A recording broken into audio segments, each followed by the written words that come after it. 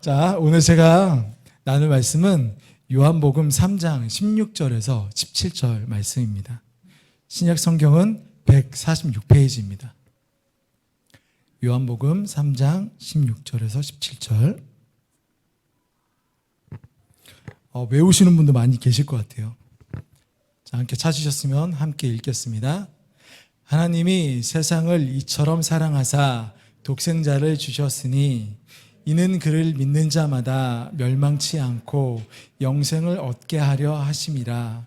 하나님이 그 아들을 세상에 보내신 것은 세상을 심판하려 하심이 아니요 그로 말미암아 세상을 구원을 받게 하려 하심이라. 아멘. 오늘 이 말씀의 배경은 3장 1절에 보시면 바리새인이 니고데모라고 하는 유대 지도자를 밤에 찾아와서 예수님께 질문하고 답을 한 내용의 본문입니다. 정말 우리 다들 교회 오래 다니셔가지고 이 말씀 저보다 더 잘 아실 것 같은데 부족한 종이 또 이렇게 아버지의 말씀을 나눕니다. 아마도 이 말씀은 정말 길거리에서도 들으셨을 수도 있을 거예요. 혹시 하울아 들어봤니? 그래, 나도 들어봤어.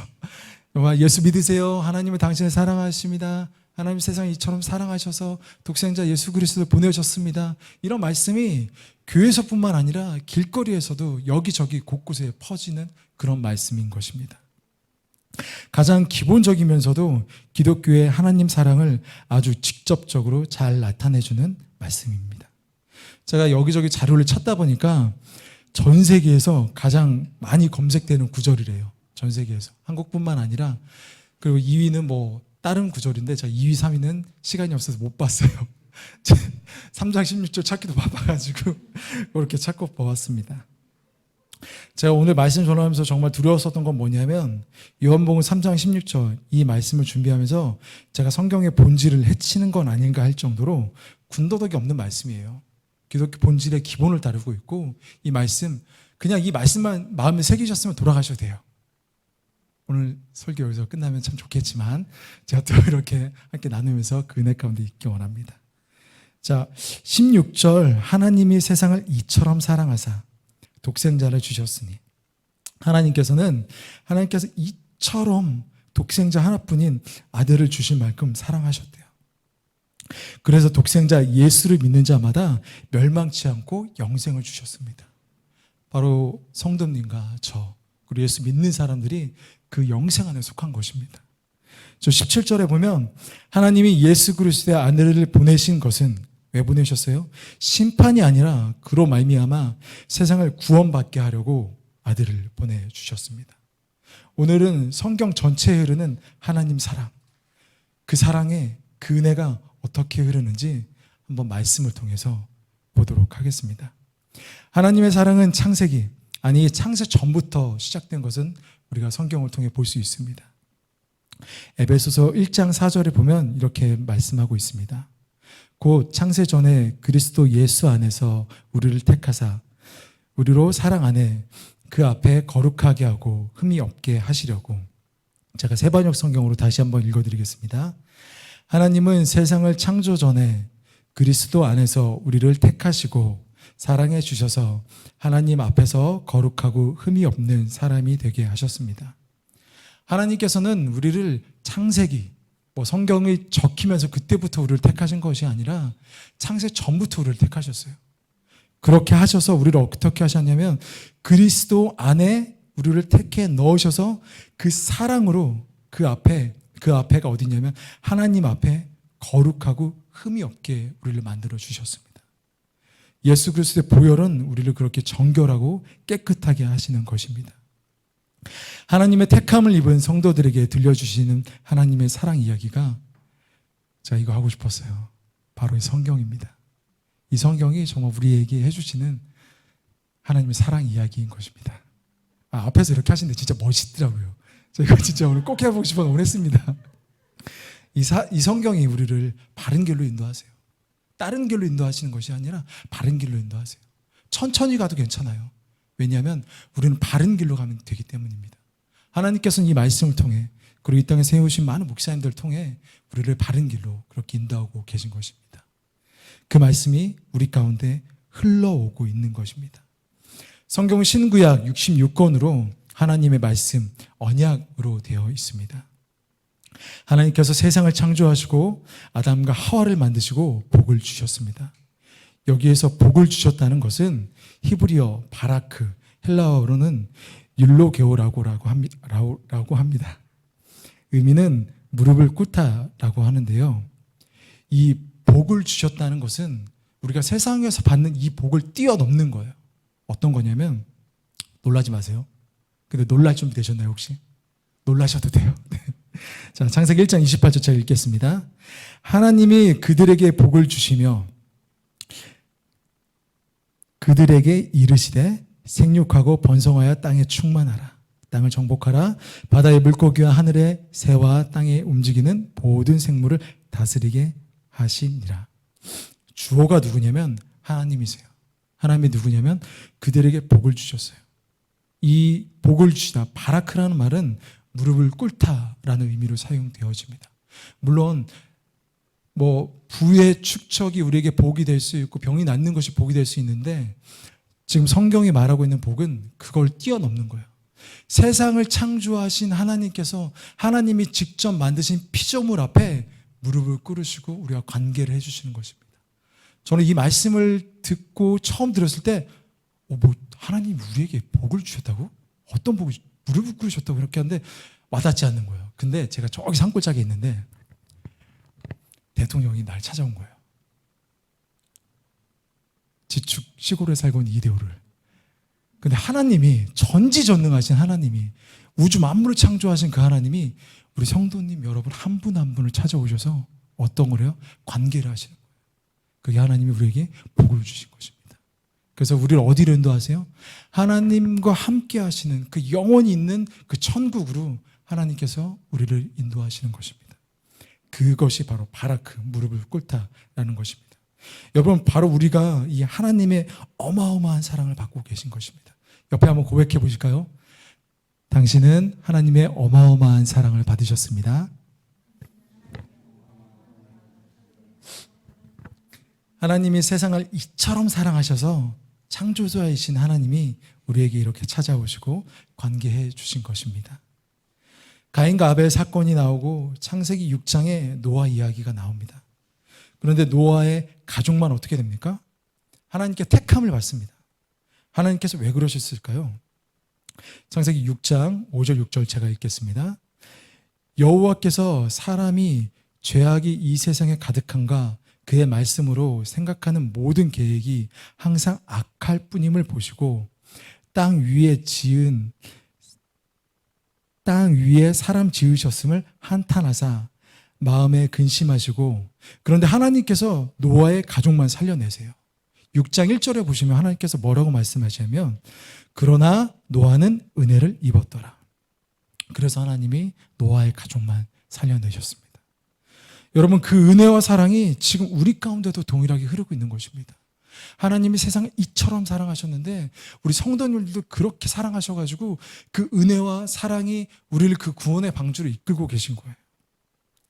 하나님께서는 그 사랑을 거기서 그친 것이 아니라 아브라함, 야곱, 이삭, 요셉을 지나서 또 모세가 탄생해요. 모세가 나일강에서 바구니의 건짐을 받습니다. 여기서 바구니는 히브리어로 테바라는 단어를 사용하는데요. 노아의 방주에서 그 방주를 말할 때 그 방주도 테바라고 동일하게 사용하고 있습니다. 구원의 방주로 사용하고 계신 것이죠. 방주와 바구니는 여러분 혹시 어떤 특징이 있는지 아세요? 돛이 없어요. 그래서 방향을 그냥 물이 흐르는 대로, 바람이 흐르는 대로 밖에 갈 수 없어요. 이쪽으로 가면 그냥 이렇게, 저쪽으로 가면 저렇게. 그것이 어떤 거냐면 하나님께서 전적으로 노아의 방주와 요셉의 바구니, 그 방주를 하나님께서 인도하 가셨던 거예요. 어디로요? 하나님이 인도하시는 하나님의 그 방향대로. 그런 것처럼 하나님께서 전적으로 우리의 삶을 아버지께 우리는 맡겨드리는 것입니다. 우리의 삶의 핸들을 주님께 맡겨드릴 때 주님께서 인도하시는 것입니다. 우리의 운전대를 잡으시고 우리를 구원으로 인도하시는 것입니다. 내 삶의 주인이 내가 아니라 바로 하나님인 것입니다. 하나님께서는 그런 거 원하세요. 네 삶의 주인이 너라고 생각하면서 그 너의 힘으로 네가 운전하고 여기로 갔다 저기로 갔다, 이게 맞다고 하면 여기서 배우고 저기에 맞다고 하면 저기서 배우고, 그렇게 가는 것이 아니라 처음에 말한 조금 천천히 가고 조금 더디더라도 하나님께 그 운전대를 맡기고 아버지 말씀으로 한 발 한 발 갈 때 하나님이 바르고 선한 길로 인도하시는 것입니다. 창세기부터 쭉 하나님의 사랑은 우리에게 찾아오시고 말씀으로 인도하시고 이끌어주고 계신 것입니다. 그리고 하나님께서는 가나안 땅으로 인도하시고 가나안 전쟁에서 그 싸움을 잘해서 이기는 것이 아니라 하나님께서 하나님의 승리하심으로 이기는 것을 우리는 성경을 통해 볼 수 있습니다. 여러분, 성경에서 사람들의 힘으로 이길 때가 분명히 있어요. 그런데 성경 대부분은 어떤 것으로 이기냐면 하나님께 기도하고 구했을 때 하나님의 방법으로 이기는 것들을 우리에게 많이 보여주세요. 그게 어떤 거냐면 내 힘이 아니라, 너희들의 힘이 아니라, 이스라엘 백성 너희들의 힘이 아니라 나의 힘으로 내가 너를 건졌다라는 것을 성경을 통해 우리에게 계속 보여주고 있는 것입니다. 그리고 또 사사기에 보면은 또 이런 구절이 있어요. 사사기 21장 25절에 그때 이스라엘의 왕이 없으므로 사람이 각기 자기 소견에 오른 대로 행하였더라.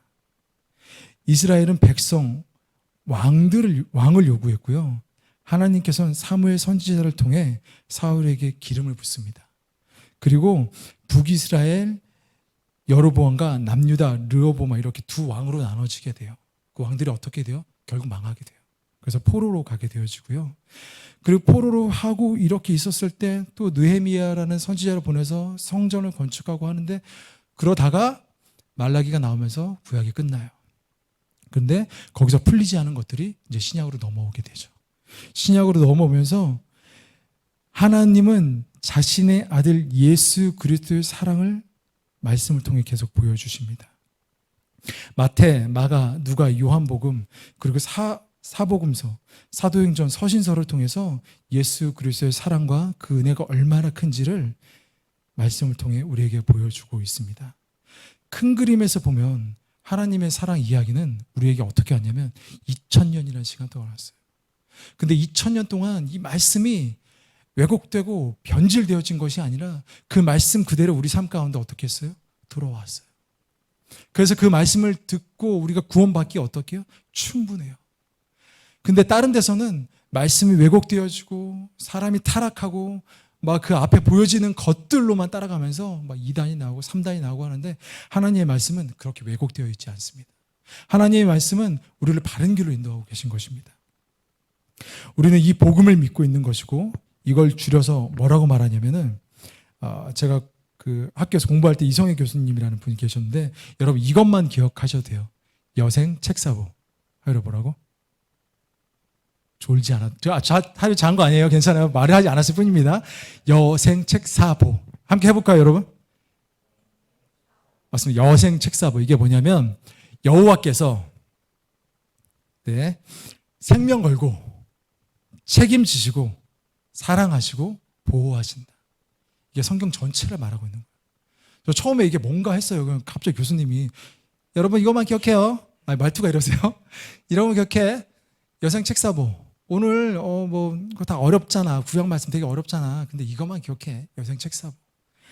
여호와께서 생명 걸고 책임지시고 사랑하시고 보호하신다. 누구를? 하나님의 백성들을.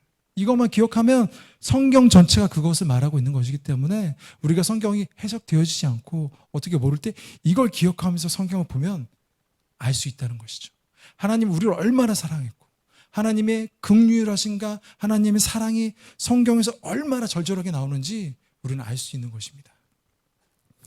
여호와께서 생명 걸고 책임지시고 사랑하시고 보호하신다. 여러분 꼭 기억 안 하셔도 되는데 저는 기억할게요. 네. 결코 변함없는 전지전능하신 하나님의 계획하심은 한치의 실수 없이, 한치의 오차 없이 우리의 삶을 이끌어가고 계십니다. 성도님들, 이 성경이 믿어지시나요? 이 말씀이 진짜 믿어지시나요? 맞습니다.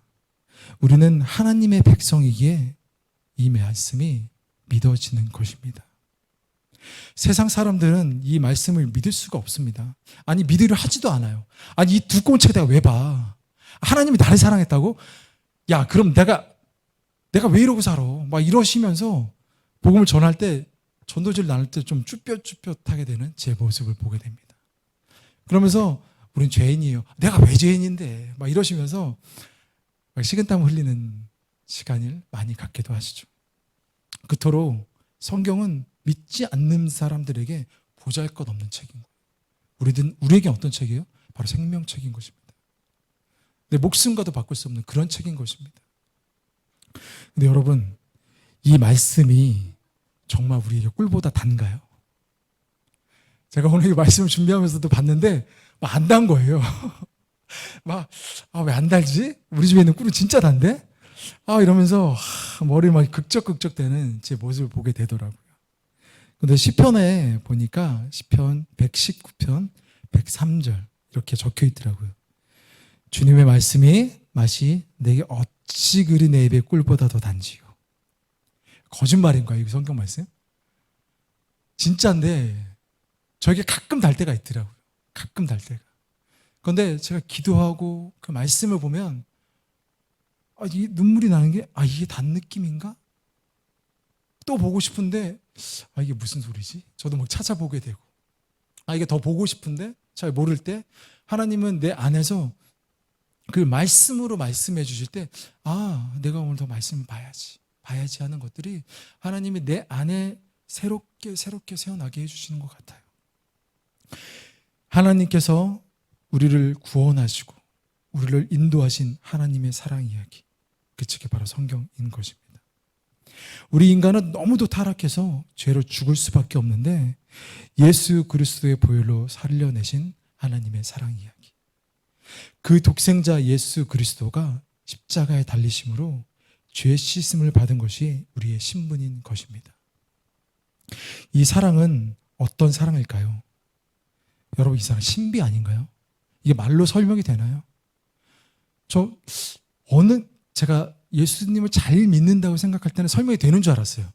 근데 자꾸 하다 보니까 왜 날 구원하셨지? 왜 날 사랑하셨지? 나 같은 죄인을 왜 구원하셨을까? 그러니까 매일매일 삶에서 우리 아이가 자라고 이렇게 할 때 막 이럴 때가 있어요. 집에 가서 막 씻기고 막 이렇게 막 이럴 때가 있는데, 이런 나 같은 죄인을 왜 구원하셨을까? 설명되지 않을 때가 참 많이 있습니다. 정말 하나님의 신비인 것이죠.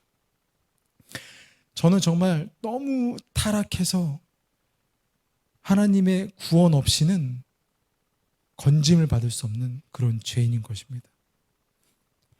예수 그리스도의 보혈이 나를 덮쳐서 살려내신 그 하나님의 사랑 이야기. 정말 그 사랑은 어떤 사랑일까요? 정말 우리가 그 사랑을 어떤 걸로 표현할 수 있을까요? 표현할 수 없어요. 그 어떤 걸로도. 그 사랑이 너무 커서 우리는 정말 십자가를 바라볼 때마다 사실 눈물이 나야 하는 것이 우리 성도의 본분인 것입니다. 하나님, 저는 정말 불가능합니다. 주님, 도와주시옵소서. 우리 가운데 이런 진심 어린 고백이 있으시길 바랍니다. 우리 입에서 주님께 회개하는 진심 어린 회개가 터져 나오시길 바랍니다.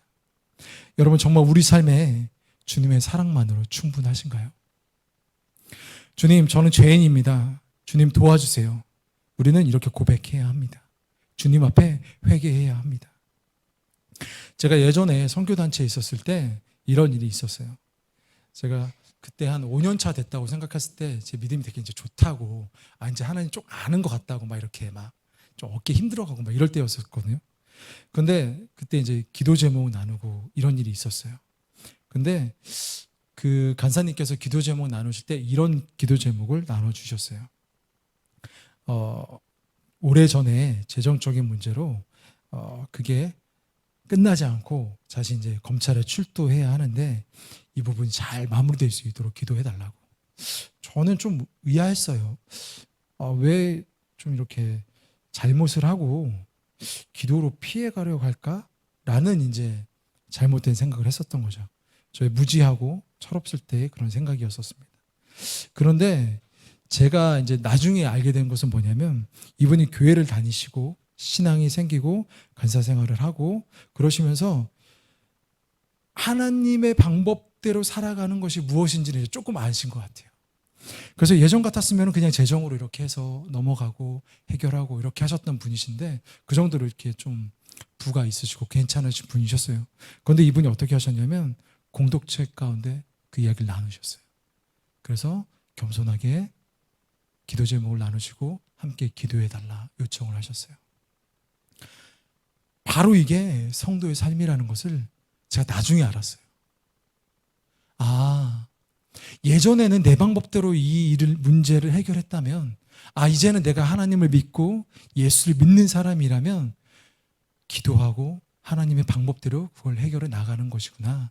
그러면서 나중에 간사님이 하셨던 말씀이 뭐였었냐면 이번 저희 경찰에 출두하셔서 이렇게 했는데 이렇게 하나님 방법대로 일이 잘 해결되셨다고 하십니다. 이 말만 들었어요. 뭐 이제 어떻게 가시고 이런 얘기까지는 저희들에게 자세하게 안 해주셨는데 저 이 이야기 들으면서 너무 감사했어요.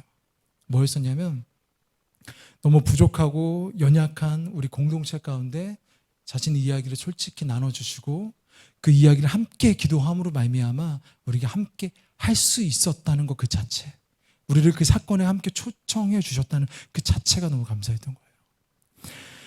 여러분, 하나님의 백성은 이렇게 기도하는 것입니다. 교회는 그렇게 함께 아파하는 것입니다. 그리고 함께 응원해 주는 것이에요. 그리고 우리가 믿음으로 함께 승리해 나아가는 것입니다. 복음으로 함께 승리해 나아가는 것입니다. 그래서 하나님께서 우리를 이 지축 충교회를 함께 부르셨고 함께 신앙생활 하도록 묶어주신 것입니다. 하나님께서는 세상의 방법을 원하시는 것이 아니라 하나님의 방법으로 그 문제들, 우리 개인의 삶에 있는 그 가정의 문제들을 하나님의 방법대로 풀어가길 원하시는 것입니다. 성도님들 혼자 아파하지 마세요. 교회에 말씀해 주시고 우리가 함께 기도하는 것입니다. 그것이 교회의 본분인 것입니다.